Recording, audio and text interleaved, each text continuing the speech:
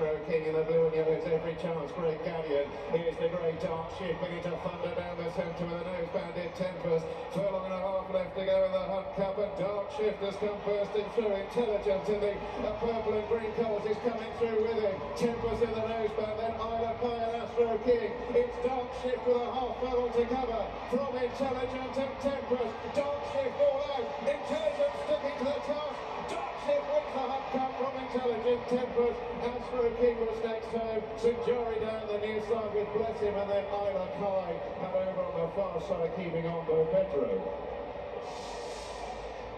This has been a plan for a very long time, and Dark Shift wins the Royal Hunt Cup, and what a week this is proving to be for the New Zealand-born jockey James McDonald, Kevin. Not a bad old week for Alex Hammond either. Well done, Alex. Very bullish selection. Yeah. And now you'll have it, but you tell us what happened. I say you were watching only one horse.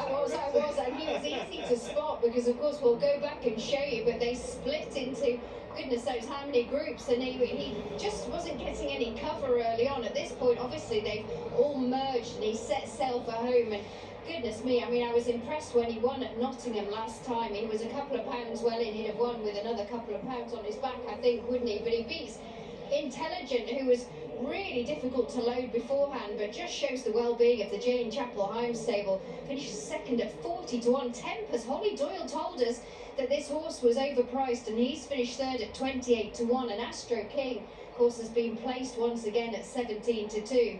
But this horse, he was an interesting horse because he looked a bit keen from stall 15, stuck out on the wing there, and he's come home very, very honestly. And Charlie Hill's horse has been in super form, Fred. Yes, absolutely. I think he must be delighted now with this fella's performance, simply because this is his second course and distance win. He also won here over the 7 furlong, so he's clearly in love with Ascot. He's versatile with the grounders. He can watch it again here.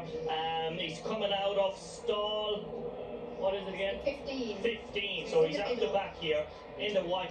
I'm thinking at this stage, Alex, oh my God, it's all over. But he's still in contention. He wasn't that far off behind the pace. And talking about a jockey, that's all happening for him. You don't come across too many lads where they just ride horses wherever it is, and James McDonald is one of them. Everything just happened for him. He's a fabulous jockey. We spoke about him yesterday. Like, this couldn't be more different to what he's used to in Australia. You know, the rhythm of races down there is completely different. And look, like we mentioned, he's been up to Ireland, he's spent time in the UK as well. And he's just a fabulous rider. Wherever you bring him, he's tip-top.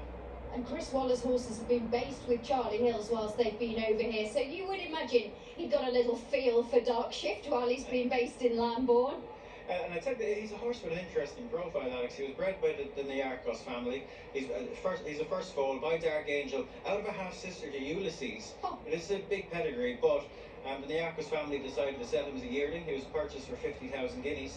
And it's taken him a little bit of time to find his full feet. As Dark Angels can sometimes be a little bit slow to get rolling, but he's really rolling now.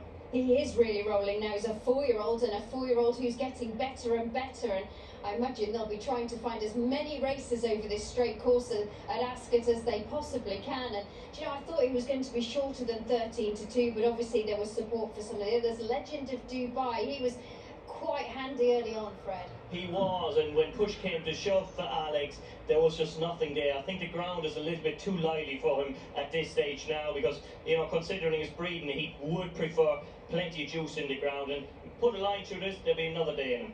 There certainly will. And look at this grey stretching majestically clear in the last furlong there in the hands of James McDonald.